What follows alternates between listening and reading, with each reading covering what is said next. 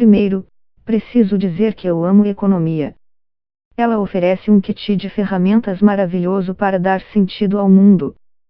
Você pode encontrar alguns dos conceitos mais atraentes, do dilema do prisioneiro até a vantagem comparativa e o paradoxo da parcimônia.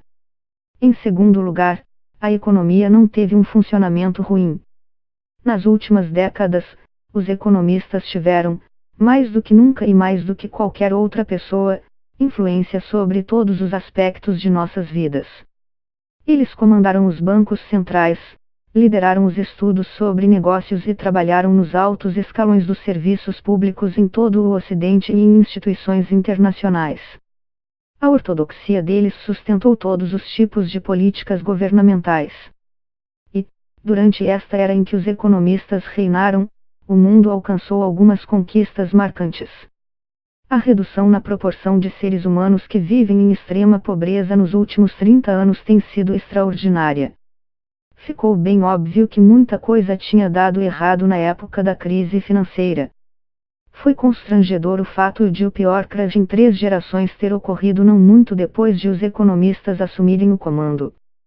E então, uma década depois daquela crise, vemos que o modelo econômico ortodoxo, que muitos chamam de neoliberal, está deixando multidões de pessoas insatisfeitas em todas as sociedades ocidentais.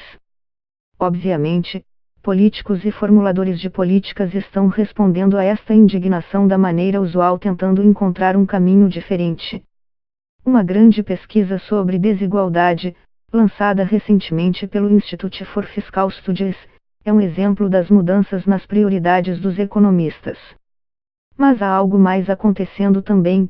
Toda a disciplina da economia está sendo reconsiderada, não apenas a teoria, mas também as orientações de políticas. Nem todos os economistas estão envolvidos neste projeto, e não é a economia como um todo que está sendo derrubada. Nem toda reformulação é realmente nova. Mas parece que estamos no meio de uma lenta mudança de paradigma. Quem sabe onde vai parar? 2 palavras, ambas começando com a letra C, captam bem as críticas à velha forma de pensar. Uma é complexidade e a outra, comunidade. Vou explicar as duas. Complexidade é uma resposta a algumas suposições bem simplistas sobre as quais são construídos modelos econômicos ortodoxos, em particular, as suposições de que os indivíduos sabem o que querem, que eles fazem escolhas de consumo para maximizar sua utilidade, e que as empresas maximizam lucros. Modelos econômicos tradicionais precisam ser simples para que as contas funcionem, e fazer as contas funcionarem sempre pareceu um objetivo importante. Além disso, foi colocada uma enorme pressão nesses modelos para que tivessem consistência interna, mais do que para funcionarem na prática. Isso é muito claro na função mais básica dos modelos econômicos, nos ajudar a entender a economia. Os economistas sempre produziram seus modelos na forma de uma espécie de caixa preta virtual com dezenas de equações. Aí, eles podem ligar alguns dados e ter como resultado projeções de como a economia vai se comportar em diferentes circunstâncias.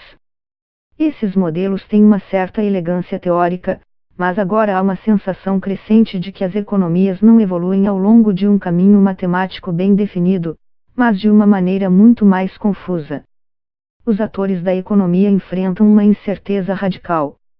Eles se adaptam e aprendem, observam o que todo mundo faz. A economia tropeça em um processo de descoberta lenta, cheio de ciclos de feedback.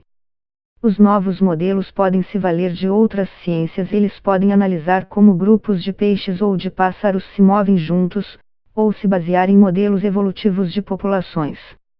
Um exemplo: como as empresas decidem quando subir os preços. Isso é essencial para entender a inflação.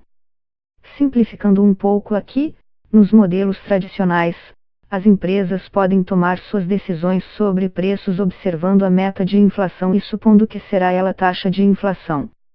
Ou elas podem manter os preços de ontem, já que custa muito trocar os rótulos dos produtos. Os economistas pensam muito sobre esse tipo de coisa com base na ideia de empresas racionais tomando decisões inteligentes sobre preços. Nos novos modelos, no entanto, você não supõe que as empresas saibam, Em última análise, qual é o preço certo? Elas estão tentando adivinhar, estão observando umas às outras e aprendendo à medida que prosseguem. Existem vários caminhos que a inflação pode tomar. Agora um exemplo em outra área importante, finanças. Os economistas tendem a pensar que o mercado de ações é eficiente, ou seja, o preço da ação da empresa em um dia é visto como a melhor estimativa possível do valor da ação da empresa naquele momento. Como poderia ser diferente, diz a lógica? Se a empresa valesse mais do que o preço implícito das ações, as pessoas comprariam as ações, elevando o preço das ações até que estivesse no nível adequado.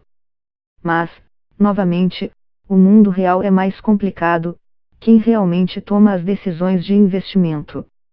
No momento em que você considera as camadas de intermediários financeiros que cuidam do dinheiro em nosso nome, competindo pelo nosso negócio, você vê vários tipos de distorções nesses incentivos.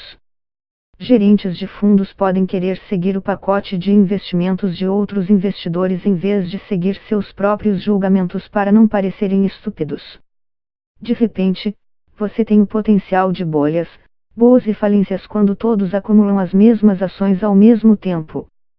Portanto, nada é simples, e os economistas estão tendo que aprender que um modelo desalinhado da economia pode ser mais útil do que um modelo organizado. Isso nos leva à segunda questão, comunidade. O fato é que as pessoas não agem apenas como indivíduos. Elas valorizam a sensação de pertencer a uma sociedade. Elas têm um interesse de grupo, ficam satisfeitas em cumprir obrigações para o resto do grupo, e a identidade do grupo molda a tomada de decisão dos indivíduos. Assim, por exemplo, o velho paradigma dominante na compreensão do comportamento das empresas é assumir que tudo o que a empresa faz é para os acionistas. De fato, muitos economistas se permitiram partir da simples ideia de que isso é o que as empresas fazem, argumentando que isso é o que as empresas devem fazer. Sob o novo pensamento, contudo, há uma sensação de que isso levou as empresas ao caminho errado. Elas são comunidades complexas e operam dentro de sociedades complexas. Seus objetivos precisam ser definidos de maneira muito mais flexível. Você vai encontrar até economistas atacando a noção da mão invisível. É uma metáfora atraente que sugere que a configuração padrão para qualquer comércio deveria ser o mercado livre deixados à própria sorte.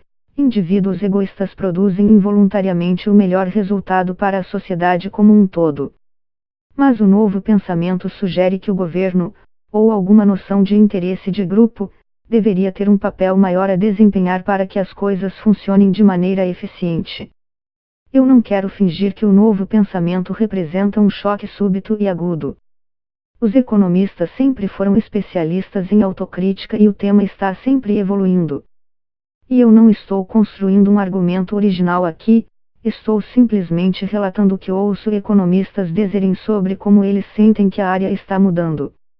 Muitos não economistas dirão que os economistas devem ter sido idiotas em não perceber o que havia de errado com a economia. Tudo o que eu apontei aqui deveria ter sido óbvio. Mas, claro, a economia não está errada sobre tudo. Modelos simplistas podem oferecer respostas muito úteis.